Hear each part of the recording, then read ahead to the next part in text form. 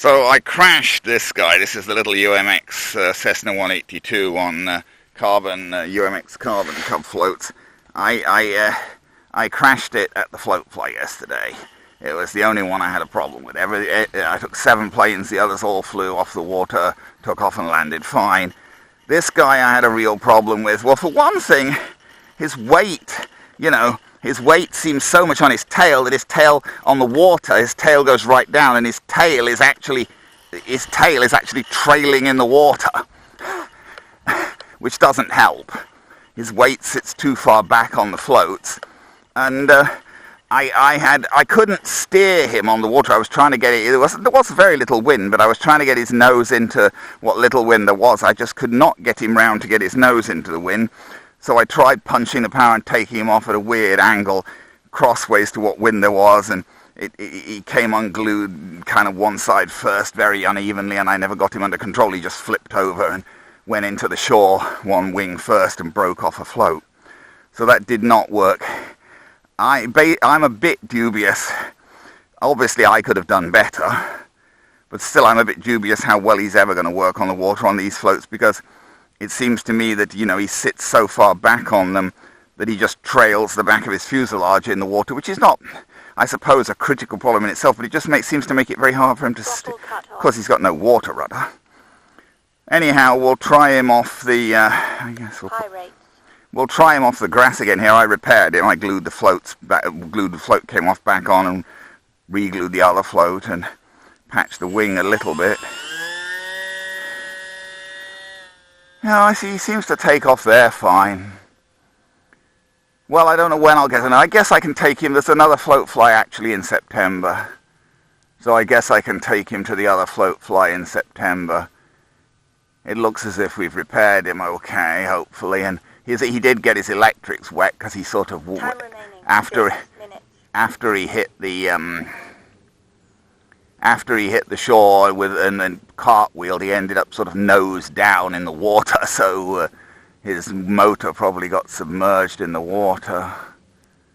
I got him out and shook him off as quickly as I could, but I know, of course, and he's had a night to dry off now. And it looks as if his, hopefully his electrics and his motor are working okay.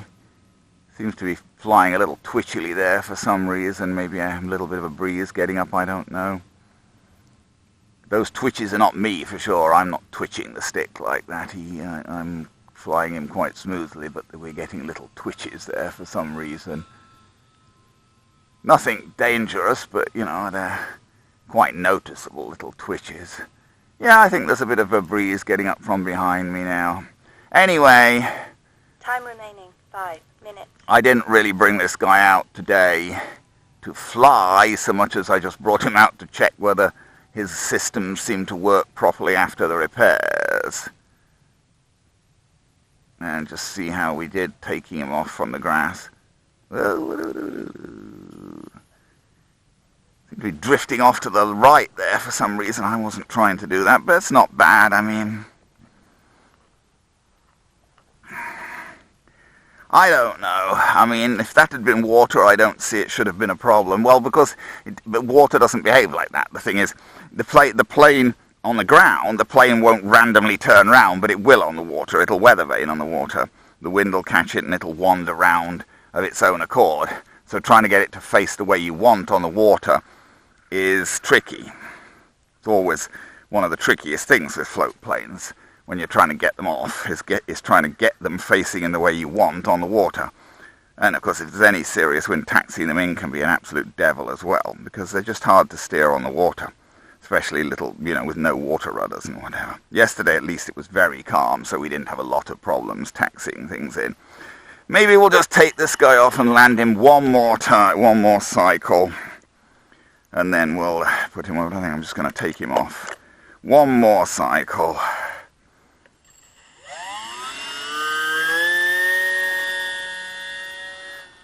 See, he looks so...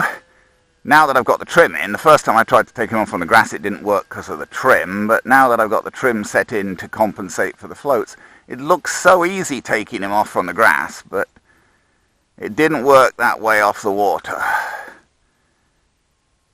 It was ugly.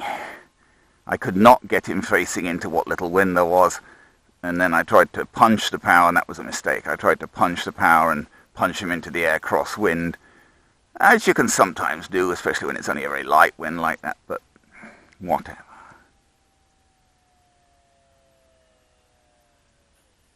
Yeah, see, he does stay, even there he turns sideways, which is not good in the water, but anyway, that's, that's no worse than he was flying before, yes. He seems to be flying as well as he was before, so, whatever. The repairs seem to have worked, and I guess I will take him to the next float fly. And it's another wet, cold this morning. The sun's getting up now, it'll warm up now, but it's been a wet, cold morning this morning. Anyway, the repairs seem to work. It's unfortunate he was the one that didn't fly at yesterday's float fly, but we'll take him to the next float fly and hopefully we'll get a successful flight off water with him.